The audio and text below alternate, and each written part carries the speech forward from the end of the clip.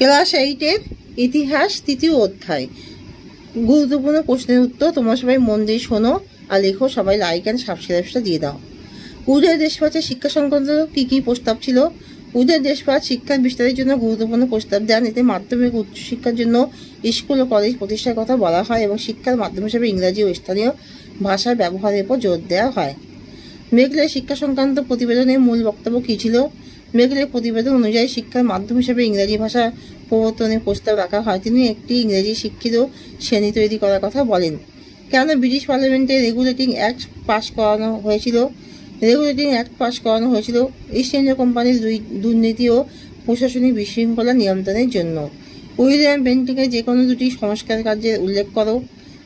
William Bentinck সতীদাহ প্রথা বিলুপ্ত করেন এবং ঠগীদস্যু দমনে ব্যবস্থা গ্রহণ করেন। শিক্ষাক্ষেত্রে আধুনিকতার প্রসার ঘটিয়েছিলেন। শিক্ষার প্রসারে উইলিয়াম কেরি কী ভূমিকা নিয়েছিলেন?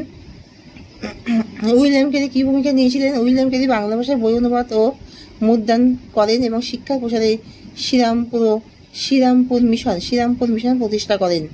ব্রিটিশ প্রেসিডেন্সি ব্যবস্থা কাকে বলা হয়?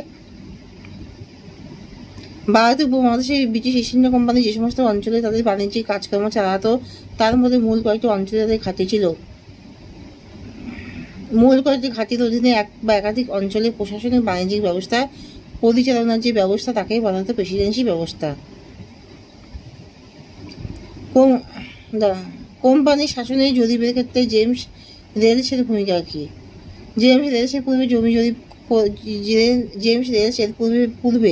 জমি জরিপ করে তার ভিত্তিতে খাজনা নির্ধারণ করার কাজে কেউই সফল হয়নি। লরেনের পূর্বে কেউই সফল হয়নি জমি জরিপের কাজে।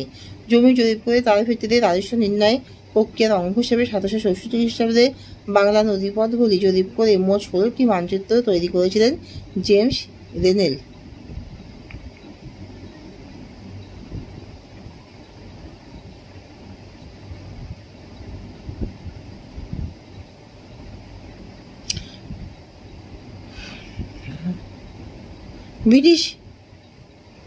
ব্রিটিশ কোম্পানির প্রশাসনিক ব্যবস্থায় আমলাতন্ত্রের ভূমিকা কী ছিল?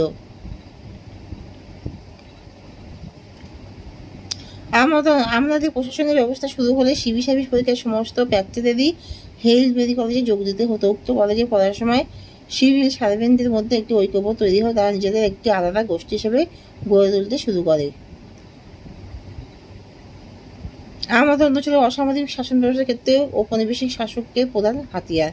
আমলাতন্ত্রের কাজ ছিল সরকারের গৃহীত নীতিগুলি প্রয়োগ করা। ভারতের ব্রিটিশ প্রশাসনকে দুর্নীতিমুক্ত করার জন্য লর্ড কর্নওয়ালিস এই উদ্যোগে গ্রহণ করা হয়েছিল। চাকুরির মেয়াদের ভিত্তিতে সিভিল সার্ভেন্টদের পদোন্নতির ব্যবস্থা চালু করেছিলেন। কর্মচারীদের বেতন বাড়িয়ে দেওয়ার ব্যবস্থা করেন। ভারতে ইংরেজ শাসন ব্যবস্থা প্রবর্তনে আমলাদের প্রশাসনিক দক্ষতা বাড়ানোর জন্য তাদের বিশেষ প্রশিক্ষণের প্রয়োজনীয়তার কথা উপলব্ধি করা হয়। তাহলে এখানেই শেষ করলাম।